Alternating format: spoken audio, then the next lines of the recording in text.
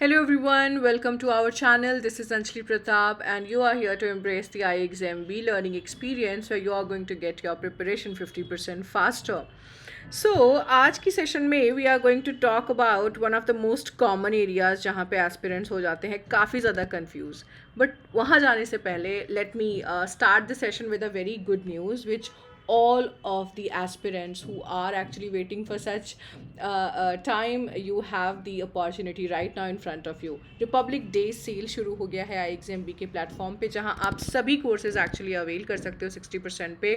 फिलहाल अगर मैं RBI grade B 2025 online course की बात करूं तो आपको यूज़ करना है coupon code India60 and you are going to get flat 60% off on that. And time भी बिल्कुल सही है क्योंकि आप देख सकते हैं न्यू बैच जो है वो 30 जनवरी से स्टार्ट हो रहा है. सो द टाइम इज़ और you can say the right time is now everyone. शुरुआत करते हैं आज की सेशन को everybody. So as I said, आज का सेशन जो है वो एरिया के ऊपर है जहाँ पे एस्पिरेंट सबसे ज़्यादा कंफ्यूज हो जाते हैं and that is nothing but your English section. Yes, you have guessed it right. दूसरी बात ये कि बहुत सारे ऐसे मिथ भी हैं जिसे आज मैं तोड़ना चाहूँगी so that we can align our preparation on the absolutely right path, everybody. So I'm here to bust those myths and give you the real picture. Let's get started. As of now, you can see on the screen there are three big blocks, right? वो आपको क्या बता रहे हैं? ये वो तीन sections हैं. You can say three different umbrellas from where we can expect the questions to be there in our examination, right? तो इन तीनों को लेकर के जो आज हमारा myth है हम उसकी बात करेंगे. So let's talk about the prelims and mains structure so that we can understand कि actually English के section में हमें पूछा क्या जाएगा, right? So what are we actually preparing for?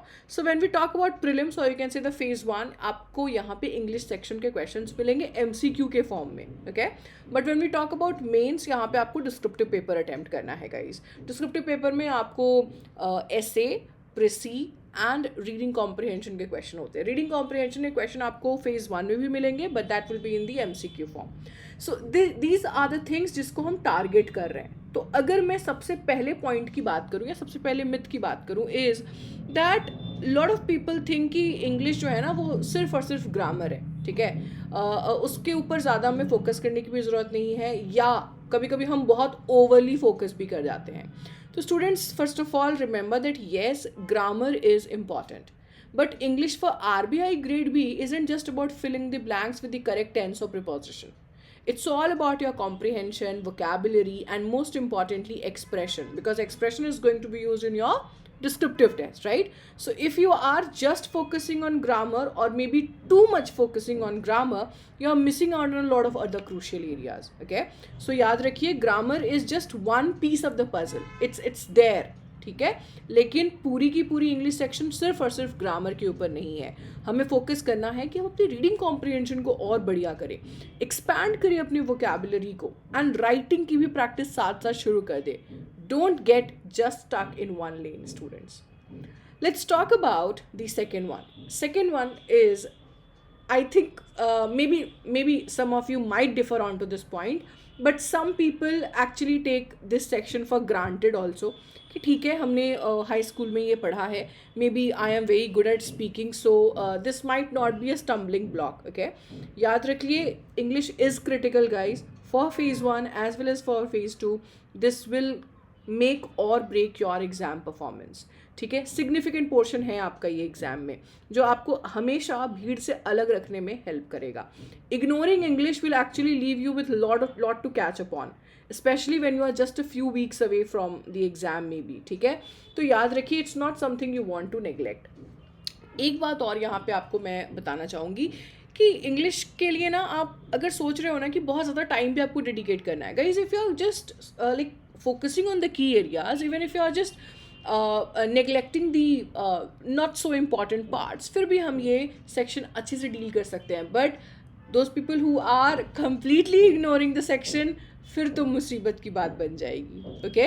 तो अब बात करते हैं थर्ड पॉइंट की. Myth number 3, English doesn't require much practice for prelims. तो जो भी होगा हम मेंस में चलो 5-10 एसेज का प्रैक्टिस कर लेंगे and that would be done.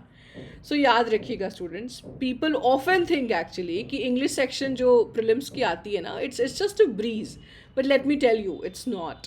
Sure, there are sections like reading comprehension, error spotting, close test, parajumble that might seem easy at first, but they actually require strategy and speed. Speed obviously सबसे ज़्यादा important है.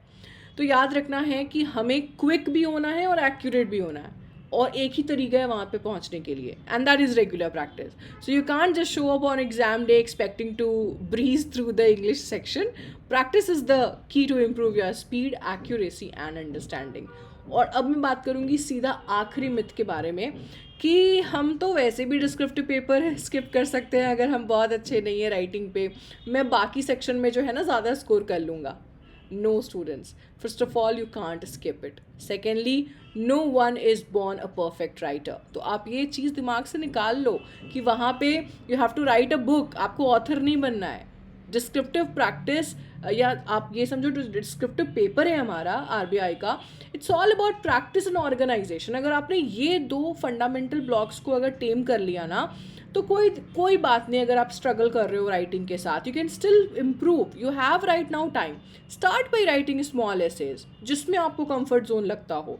फिर धीरे धीरे हम complex subjects पे जाएंगे. Directly हम बिल्कुल प्रीवियस ईयर पेपर में आया हुआ ऐसे के ऊपर अभी प्रैक्टिस नहीं करेंगे. We will start with our comfort zone. The more you write the better you will get. Focus on clarity, structure, relevance. Descriptive paper आपका चांस है to score high. So don't let your fear stop you guys. Right? क्योंकि याद रखना है, dreams and dedication are a powerful combination. I would suggest एक slash लगा देते हैं हम powerful के बाद. It's a deadly combination and that is going to set you apart from that entire crowd. तो आज के लिए इतना ही रखते हैं. I hope the myths are officially busted now. If you want to succeed in the RBI Grade B exam, give English the attention it actually deserves and make sure you are practicing regularly. अगर इतना आपने कर दिया तो याद रखिए, फिर कुछ करने की ज़रूरत रहेगी नहीं, ना किसी चीज़ को करने की गुंजाइश बचेगी. तो with that note, I would like to end the session till here itself. If you have any doubt, question or feedback, feel free to suggest it in the comment section. Thank you. Bye bye. Take care.